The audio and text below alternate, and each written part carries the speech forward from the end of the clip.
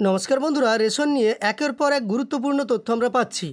আজকের এই ভিডিওর মাধ্যমে দেখব যে ৭৯ লক্ষ যোগ্য উপভোক্তা রেশন সামগ্রী পাচ্ছেন না বা বিনামূল্যে রেশন পাওয়ার যোগ্য হয়ে থাকলেও রেশন তারা পাচ্ছেন না। কেন পাচ্ছেন না, কারা রেশন পাচ্ছেন না, সেই সম্পর্কে তো আজকের ভিডিওর মাধ্যমে আলোচনা করবই। সেই সঙ্গে এরপরে আরও একটা ভিডিও আপনাদের আমি দেব, কারণ একটি ভিডিওর মাধ্যমে আপনাদের আমি দেখিয়েছিলাম আপনারা কিভাবে আপনাদের মোবাইল থেকে চেক করতে পারবেন যদি রেশনে কখনো খাদ্য সামগ্রীর পরিবর্তে সরাসরি উপভোক্তাদের ব্যাঙ্ক অ্যাকাউন্টে টাকা পাঠানো হয় তাহলে আপনি কত টাকা পেতে পারেন সেটা কিভাবে বুঝবেন সেই সম্পর্কিত তথ্য দিয়েছিলাম। তবে আজ পরের ভিডিওতে আপনাদের আমি দেখাবো কোনো মোবাইল কিংবা কম্পিউটার আপনাদের প্রয়োজন নেই, আপনাদের হাতে থাকা একটা জিনিস থেকেই আপনারা বুঝতে পারবেন যদি রেশনে কখনো এমনটা হয় যে খাদ্যশস্য না দিয়ে উপভোক্তাদের ব্যাঙ্ক অ্যাকাউন্টে সরাসরি কেন্দ্র সেই অর্থ পাঠিয়ে দেয় বা ভর্তুকি মূল্য পাঠিয়ে দেয় তাহলে আপনি কত টাকা পেতে পারবেন। আপনাদের সবার কাছেই সেই তথ্য আছে, আপনারা হয়তো এতটা গুরুত্ব দিয়ে কখনোই দেখেননি।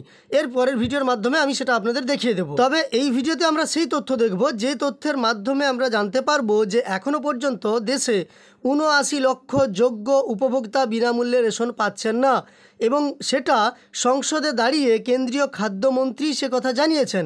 সংসদে প্রশ্ন উত্তর পর্ব চলাকালীন কথা জানানো হয়েছে। তবে এক্ষেত্রে বিরোধীরা আবার অভিযোগ করেছেন যেহেতু ২০১১ পরে এখনও পর্যন্ত জনগণনা হয়নি, যদি জনগণনা হতো তাহলে এই সংখ্যাটা দাঁড়াতো ১৪ কোটিতে। আর এ রাজ্যের কত উপভোক্তা এখনও পর্যন্ত কেন্দ্রের কিংবা রাজ্যের রেশন সামগ্রী বিনামূল্যে পাচ্ছেন সেই সম্পর্কিত তথ্যও আপনারা এই ভিডিওর মাধ্যমে পাবেন। তাই অবশ্যই ভিডিওটি শেষ পর্যন্ত দেখার জন্য অনুরোধ করব।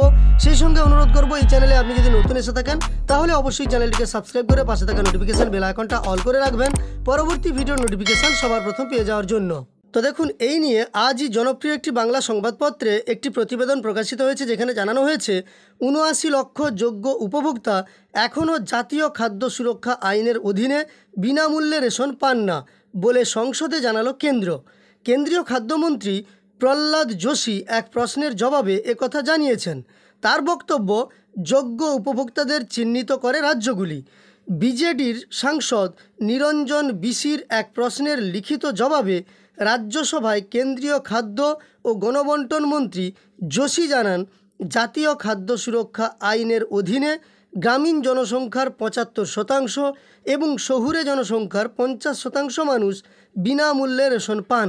২০১১ সালের জনগণনা অনুযায়ী ওই জনসংখ্যা হলো ৮১.৩৫ কোটি, কিন্তু রাজ্যগুলি এখনও পর্যন্ত ৮০.৫৬ কোটি উপভোক্তাকে চিহ্নিত করতে পেরেছে। ফলে ৭৯ লক্ষ উপভোক্তা এখনও বিনামূল্যে রেশন পান না। মানে ২০১১ সালের জনগণনা অনুযায়ী ৮১.৩৫ কোটি জনসংখ্যা তারা কিন্তু বিনামূল্যে রেশন পাওয়ার যোগ্য। তবে এখনও পর্যন্ত কেন্দ্রের হিসাব অনুযায়ী ৮০.৫৬ কোটি উপভোক্তাই বিনামূল্যে রেশন পাচ্ছেন।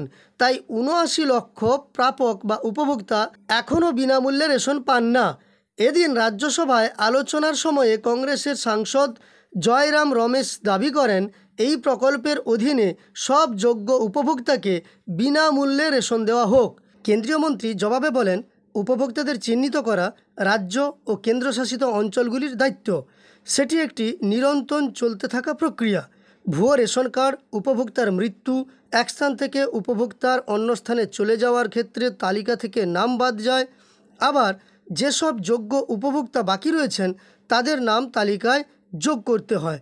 যোগ্য উপভোক্তার পরিবারের সন্তানের জন্ম হলে তালিকায় যোগ হয় তার নামও। এরপরেই জনগণনা না হওয়া নিয়ে সরব হন কংগ্রেস সাংসদ জয়রাম রমেশ। তার বক্তব্য, মন্ত্রী নিজেই স্বীকার করে নিচ্ছেন প্রায় ৮০ লক্ষ যোগ্য দেশবাসী রেশন পাচ্ছেন না। যোগ্য উপভোক্তা ও চিহ্নিত উপভোক্তাদের মধ্যে এই পার্থক্য পূরণ করা হবে কিভাবে? তার বক্তব্য, ২০২১ সালে জনগণনা করা হয়নি, ফলে জাতীয় খাদ্য সুরক্ষা আইনের অধীনে ১৪ কোটি যোগ্য উপভোক্তা সুবিধা পাচ্ছেন না। তার প্রশ্ন, কখন ২০২১ সালের জনগণনা করা হবে?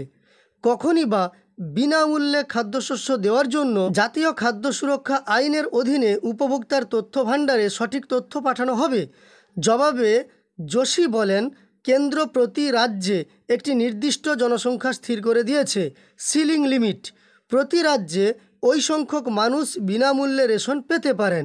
সেই নির্দিষ্ট জনসংখ্যার মধ্যে রাজ্যগুলি উপভোক্তার তালিকায় নাম যোগ করতে বা বাদ দিতে পারে।